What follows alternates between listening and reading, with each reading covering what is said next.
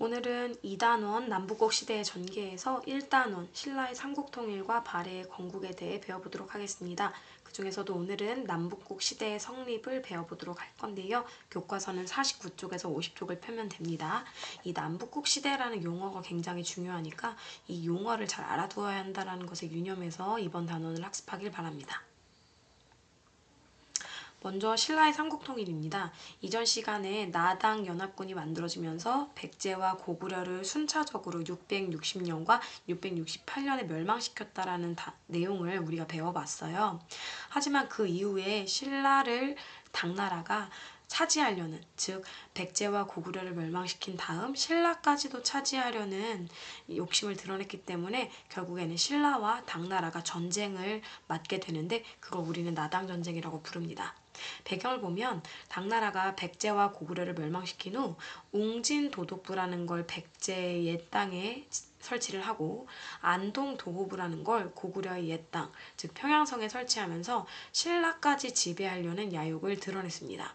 웅진도독부와 안동도호부, 이렇게 뒤에 도독부와 도호부가 들어간다는 건 당나라가 관리하는 기관을 의미해요. 즉 당이 점령지역을 지배하고자 만든 통치기관을 도독부와 도호부라고 하는데요. 도호부가 조금 더 큰 개념이라서 당시 당나라에는 도호부가 4-5개 정도밖에 없었고 도독부는 굉장히 많았어요. 그래서 도호부 아래 도독부가 존재한다는 걸 볼 수 있고 신라의 땅에는 계림도독부라는 걸 설치해서 신라까지 모두 다 차지하려는 욕심을 드러냈습니다. 그래서 신라와 당의 갈등이 표출되게 되고 이에 신라가 고구려와 백제 귀족에게 신라 관직까지 주면서 그 고구려와 백제의 유민을 포섭하면서 조금 세력을 키워내려는 의도까지 보일 정도였고요. 당이 대규모 군대를 파견해서 신라를 공격하자 신라는 오늘날의 경기도 양주 지역으로 추정되는 매소성과 오늘날의 충청남도 서천으로 추정되는 기벌포에서 각각 육군과 수군이 승리함에 따라 당나라의 군대를 몰아내게 됩니다. 하지만 이 당시 당나라가 군사력이 약해서 신라에게 패배한 것은 아니에요. 당시 당나라가 우리 신라 쪽에 있는, 그러니까 동북아시아 쪽 에서 이렇게 좀 신라랑 근처에 있는 그쪽 지방의 일뿐만이 아니라 서남지방, 서북지방 이런 식으로 당나라가 사이즈가 컸던 만큼 당나라의 외곽 다른 지역에서의 외교적인 좀 문제점이 있었기 때문에 의도적으로 좀 이 지역은 이제 그냥 좀 포기를 하고 좀 안정적으로 가야겠다 이런 입장으로 정책을 선회했기 때문에 신라가 승리할 수 있었던 거고요. 그래서 신라의 삼국통일은 신라 단독으로만 볼 수 있는 게 아니라 당나라와 신라를 포함한 동북아시아 정세 전체를 보고 판단을 해야 되는 거라서 동아시아 역사에서 굉장히 좀 중요한 사건 중에 하나가 됩니다. 그래서 결국에는 이런 나당 전쟁에서 승리한 신라가 대동강 이남 지역에서 당의 세력을 완전히 몰아내 삼국통일을 이룩하게 되는데요. 668년에 고구려가 멸망한 이후 8년 만에 이렇게 삼국통일을 이룩하게 되는 거겠죠. 하지만 의의와 한계가 존재합니다. 의의는 조금 장점, 본받을 만한 점을 의미하고 한계는 아쉬운 점 같은 걸 의미해요. 의의를 먼저 보면 그래도 통일을 한 거기 때문에 삼국의 문화가 융합해서 우리 민족 문화가 더 발전할 수 있는 토대를 마련했다라는 게 삼국통일의 의의라고 볼 수 있고요. 한계도 분명히 존재합니다. 그 한계는 외세인 당을 끌어들였으며 결국 이 당이 나중에는 신라까지 차지하려는 욕심 때문에 나당전쟁을 일으키게 되죠. 그리고 대동강 이북의 고구려 땅, 엄청나게 많은 넓은 땅이었는데 그 고구려 땅을 상실하는 문제점을 보이기도 합니다. 또한 698년에 고구려를 계승한 발해가 건국되면서 엄밀히 말하면 이 이후의 시대부터는 통일신라 시대라고 말을 할 수가 없어요. 왜냐면 엄연히 위쪽에 북쪽 지방에 발해라는 나라가 건국됐기 때문입니다.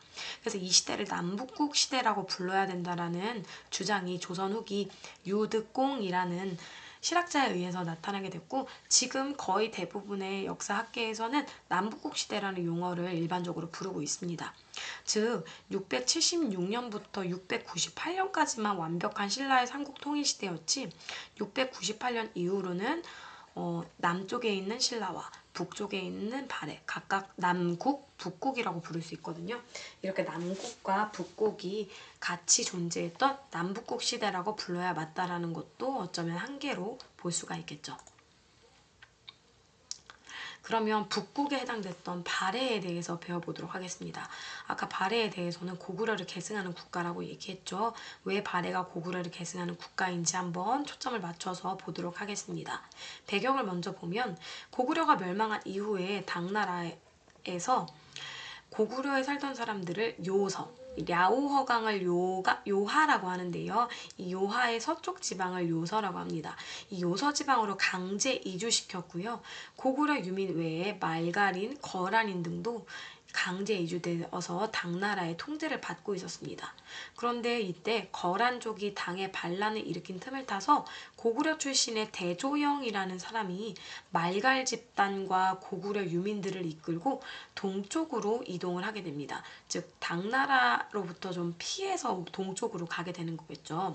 그래서 이런 대조영이 추격해오던 당군을 격파하고 이쪽 동모산 자락에 발해라는 나라를 세우게 되는데 그게 바로 698년의 일입니다.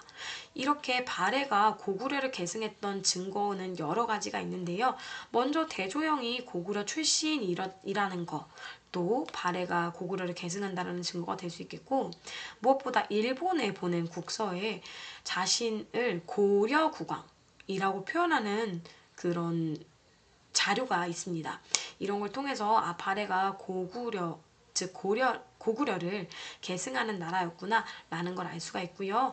또 발해를 건국한 대조영이 고구려 유민 출신이고 이 사람이 말갈인도 이끌고 오긴 했지만 고구려 유민들을 이끌고 건국했다라는 것도 발해가 고구려를 계승했다라는 증거가 될 수 있겠죠. 그리고 발해 문화 곳곳에 굉장히 많은 고구려 문화의 요소를 찾아볼 수가 있습니다. 그래서 이런 여러 가지 조건들을 좀 여러 가지 증거들을 통해서 우리는 발해가 고구려를 계승하는 국가였다라는 걸 알 수가 있습니다. 오늘은 여기까지 하겠습니다.